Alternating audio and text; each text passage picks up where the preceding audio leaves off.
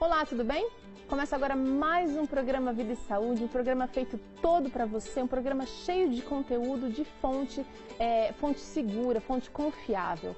No programa de hoje a gente continua falando um pouquinho sobre alimentos refinados e hoje a gente vai entender melhor o açúcar. A gente também vai entender os malefícios do açúcar nos dentes. Olha só quanta coisa relacionada ao açúcar e a gente precisa realmente se preocupar com esse item da nossa dieta. No programa Vida e Saúde de hoje, a gente também vai conhecer um pouquinho mais de patologias causadas pelo uso de calçados inadequados. Se você anda com dor no pé, se você tem algum problema aí, uma queixa, você precisa ficar junto com a gente para a gente entender que de repente o tipo de calçado está sendo inadequado. Quero convidar você para acessar as nossas redes sociais, tem Facebook, tem Twitter, mas tem também o nosso blog. É lá que você encontra programas inteiros na íntegra. Então você acessa lá novotempo.com/vida e saúde, tem receita também, tem dicas de exercícios, tem artigos sobre saúde, tudo isso e muito mais à distância apenas de um clique para você. Agora a gente vai conversar com a doutora Ana Seregatti. Tudo bem, doutora? Tudo bem. Doutora Ana é nutricionista especialista em vegetarianismo, mas hoje vai continuar falando para a gente um pouquinho sobre alimentos refinados. Quero agradecer a sua presença, viu, doutora? Eu é que agradeço. Olha, a gente tem aqui um dado muito interessante que diz que cerca de 70% dos brasileiros entre 19 e 59 anos extrapolam o uso do açúcar. Mas eu queria entender um pouquinho melhor o que é realmente o açúcar. Açúcar conceitualmente é aquilo que a gente coloca em cima da mesa para adoçar várias coisas, né? Nós temos vários tipos de açúcar e todos esses alimentos aqui são feitos com açúcar. A gente tem que separar um pouquinho do que é açúcar do que é carboidrato. Açúcar é um carboidrato, mas nem todo carboidrato é um açúcar. Tá certo. Como que o açúcar chega a ficar dessa cor mais branquinha? A gente tem aqui vários itens coloridos, tá? Mas, por exemplo, olha, esse aqui tá no açúcar puro, o açúcar branquinho, ele é realmente, parece que foi até pintado de tão branquinho. Como que ele chega a esse ponto? A gente parte da cana, a cana, assim, quem já tomou garapa sabe que ela tem uma coloração meio amarronzada, Sim. né? Então, todo o processo que é feito na indústria até virar açúcar branco, são usados muitas substâncias para clarificar, para tirar vários nutrientes que tem originalmente na cana e depois na rapadura, no melado, até chegar nessa cor branquinha. Então, são substâncias mesmo que clareiam, que lavam o açúcar. Quais as principais diferenças? Vamos falar então, você falou assim do caldo de cana, que é de onde vem o açúcar, vai clareando. Qual a diferença entre o açúcar mascavo, o açúcar cristal e o açúcar refinado, que é esse açúcar mais branquinho? Tá. Então, assim, a partir da cana, a gente forma o melado, tá? Então, vai cozinhando aquela água, vai evaporando, ele vai condensando, ficando naquela consistência parecida com o mel. Mais né? firme, Mais firme. Então, o processo continua, aquele melado vai se condensar e se formar na rapadura, né? O açúcar mascavo nada mais é do que uma granulação da rapadura. E depois, a partir de processos químicos, cada estágio vai originar um tipo de açúcar. Então, de maneira que do mascavo a gente tem o demerara, do demerara, dependendo do refino, vai ter o açúcar cristal e depois esse açúcar branco, que é bem granuladinho, grãos uniformes, que é o produto final e o que menos tem nutriente. Na verdade, nenhum, né? Então eu queria falar um pouquinho sobre esse tipo da diferença agora nutricional de cada tipo de açúcar. De repente vamos falar dos dois básicos, né? Do açúcar mascavo e do açúcar branco. Tá. Acho que é uma boa diferença e assim, o açúcar mascavo, ele contém vários nutrientes. Se destacam dois. No açúcar mascavo tem ferro, no açúcar mascavo tem cálcio. Olha só. Tá? E, obviamente, tem o carboidrato. Tem ali o que o açúcar branco tem, o mascavo também tem. Tá. O açúcar branco só tem a sacarose.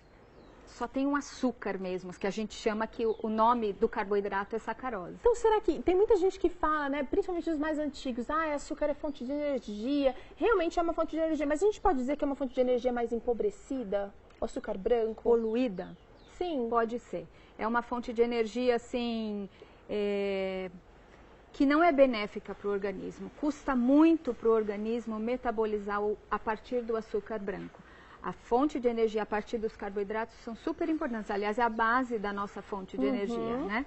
Mas quando chega no açúcar, a gente começa a ter alguns desbalanços no nosso metabolismo e aí comprometer a saúde, levando, no mínimo, a obesidade. Vamos falar um pouquinho então sobre, a gente começou aqui falando, dando um dado de que as pessoas normalmente extrapolam o uso do açúcar. Agora eu quero perguntar o seguinte, de repente eu consegui colocar o açúcar mascavo na minha dieta. Ele pode ser feito, como pode ser feito o uso do açúcar? Porque a grande dificuldade, que eu acho que da maioria das pessoas, é equilibrar.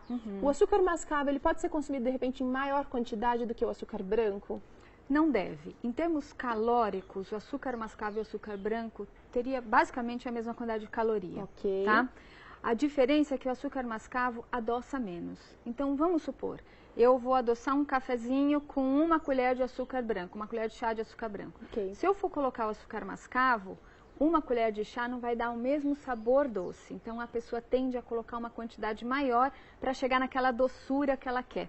Então, dá para dizer que o açúcar refinado, ele é mais concentrado do que o açúcar primário, o açúcar mascavo? Do ponto de vista de doçura, sim, de percepção do sabor doce. Como no açúcar mascavo a gente tem presença de outros nutrientes, essa percepção da doçura ela é mais sutil. Então tem que tomar um cuidado danado, porque a hora que a gente vai contar as calorias totais do dia, apesar de que essa não é uma forma muito boa da gente considerar a dieta, mas vamos pensar em calorias. Se a gente usar açúcar mascavo e açúcar branco, a limitação é a mesma. Só que quando você consome o mascavo, você ganha de presente outros nutrientes. Então, dá pra gente estimular mais o uso do açúcar da sua forma mais rústica, o açúcar mascavo. O mascavo, o melado. Sim, certamente. Se precisar fazer algum doce, e o consumo deve ser limitado de qualquer forma, não é pra gente comer um doce assim, numas quantidades que as pessoas comem por aí, né? Quando for fazer um bolo, quando for fazer qualquer coisa que vá açúcar, use o mascavo. Tá certo. Obrigada por hoje. Ela vai continuar com a gente essa semana falando sobre alimentos refinados. A gente vai entender um pouquinho mais por que a gente deve fazer escolhas mais inteligentes na hora de comprar e na hora de colocar na nossa mesa. Obrigada, doutora. Eu que agradeço. Agora a gente vai continuar falando um pouquinho mais sobre o açúcar, mas a gente vai ver agora o impacto do açúcar na nossa saúde bucal. Tudo bem, doutora Sheila? Tudo bem. Bem-vinda ao Vida e Saúde. A doutora Sheila é dentista. E hoje a gente vai falar sobre uma coisa que todo mundo sabe que faz mal para os dentes, o açúcar.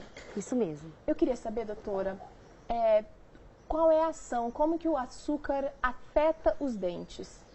Olha, o açúcar, o principal problema do açúcar é o carboidrato. Então, as bactérias que estão presentes na nossa boca, elas se alimentam desse carboidrato e elas vão formar o ácido lático. Com o ácido presente na boca, o pH cai. E com isso, a formação da desmineralização do esmalte, da dentina, causando uma cavidade que é a famosa cárie. Agora é o seguinte, todo mundo tem bactéria na boca, até quem escova o dente direitinho 3 vezes ao dia, passa fio dental, tem bactéria? Nós temos bactérias na boca, sempre presentes. Então, o uso do carboidrato, o uso dos açúcares, eles vão causar a fermentação e vai formar a cárie. Esse tempo de formação do ácido lático é um tempo curto, é um tempo longo? Quanto tempo a gente fica mais ou menos com açúcar no dente já vai começar a causar prejuízo? Em torno de 20 a 30 minutos. Só? Em torno de 20 a 30 minutos já começa o processo de formação do ácido lático e posteriormente a desmineralização. O processo inteiro, todinho, é em torno de 2 a 3 horas. Nossa, então realmente a gente precisa terminar de se alimentar e já escovar o dente em seguida. Porque a gente normalmente quando a gente fala de açúcar, a gente pensa nos doces que a gente acabou de mostrar ali na nossa mesa. Mas a doutora Sheila acabou de mencionar, é carboidrato. Então, os açúcares fermentáveis e o carboidrato. Acaba virando açúcar. Exatamente. Nós estamos comendo um pão integral ou mesmo um macarrão. E a gente acha que ali não tem açúcar, mas ali tem os carboidratos, né? Então, a gente pode dizer que a cárie seria o problema final, mas a desmineralização dos dentes, do esmalte, da dentina. Isso também pode ser um problema? Sim, com certeza. O grande problema que tem na questão não é só a cárie, né? A cárie, ela tem o início dela, que é a mancha branca, que é uma superfície opaca e branquinha. E isso já vai causar uma certa sensibilidade, ou não? Ainda não. Ela é a fase inicial que nós chamamos, é o estágio inicial. Então, nesse estágio, apenas com controle da placa bacteriana, com uma boa higienização, diminuição do açúcar na dieta e aplicação de flúor no consultório, nós já conseguimos resolver com controle. A segunda etapa, que é quando desmineraliza a dentina, que essa sim é uma parte mais amolecida, a segunda camada é mais interior, aí sim nós vamos ter uma sensibilidade. Tá. Que é quando a gente come doce ou toma alguma coisa gelada, já começa com uma certa dor. Tá, e aí vem a cárie. E além da cárie, existem outros problemas que podem ser causados pelo uso do açúcar ou por manter o açúcar nos dentes? Sim, o grande vilão é a cárie, mas a cárie, como ela vai progredindo ao longo do tempo, nós podemos também perder o dente. E a perda do elemento dentário causa grandes problemas para mastigação, para fala, a estética, né, a baixa autoestima. Ou seja, na verdade vai afetar a vida toda, Exatamente. né? E posteriormente, com essa presença de bactérias, elas podem entrar na corrente sanguínea e causar problemas ainda mais graves. Agora é o seguinte, tem gente que acha que uma fruta não seria tão prejudicial assim. O açúcar das frutas, in natura mesmo, também afetaria a saúde dos dentes? Também, ele também afeta. Qualquer coisa que você coloca na sua boca e você deixa por um período de tempo, ele prejudica, né? Porque sempre começa o processo abaixo o pH, forma a fermentação, forma os ácidos e a gente começa com problema. Também da placa bacteriana, que está sempre presente na boca, ela aumenta com a presença das bactérias, né? Então a gente sempre tem que, o máximo possível, ter uma higiene adequada. Agora tem gente que acaba usando o chiclete, o alívio, a goma de mascar, né? O alívio, o frescor do chiclete, acha que é suficiente já após as refeições e acaba pulando a escovação depois da refeição. Só a ação da menta, a ação daquele frescor é suficiente? Não. Aliás, não é indicado o uso de chiclete para a higienização dos dentes. E tem gente que fala assim, não, mas é chiclete sem açúcar. Mesmo assim, não substitui. Claro que no último caso, se você não tem uma escova, se você não está numa situação assim extrema, você tem que usar um chiclete, é aceitável, mas é no último dos casos. O chiclete, se for para ser escolhido, ele tem que ser sem açúcar de preferência e sem corante também. Porque tem alguns corantes que eles têm amido e carboidrato e nós entramos naquela questão que já foi falada de novo, da formação da cárie. Então, se for escolher um chiclete, né, o atrito da goma com os dentes, ele dá essa sensação de frescor, de limpeza, mas é a última das escolhas. É só uma sensação, gente. Na Exatamente. verdade, ele não está fazendo o trabalho que é a ele não está escovação e que a higiene precisa fazer. Agora, você tem aqui alguns equipamentos aqui que eu acho que você usa para mostrar como deve ser feita a escovação. Exatamente. Vamos falar então, qual é a frequência e como deve ser feita essa higiene, doutora? Então, nós devemos escovar os dentes sempre após as principais refeições, né? A forma melhor que existe, que eu costumo dizer, é aquela que é eficaz. Então, a forma que você mais consegue deixar o seu dente limpo, essa para mim é a que mais faz efeito. Mas nós sempre indicamos que você faça uma escovação de cima para baixo, da gengiva para o final dos dentes. Nunca esquecendo que a escovação gengival é sempre muito importante. As pessoas não escovam a gengiva e ela tem que ser escovada, assim como a língua também, para evitar a formação de placa bacteriana e outros problemas que mais para frente a gente vai falar aqui. Certo. Tá? Mas o ideal é escovar 3 vezes ao dia, no mínimo, o uso de fio dental. Nós não podemos esquecer... O uso de fio dental deve ser feito 3 vezes ao dia também? Se possível, sim. Se possível. Tá.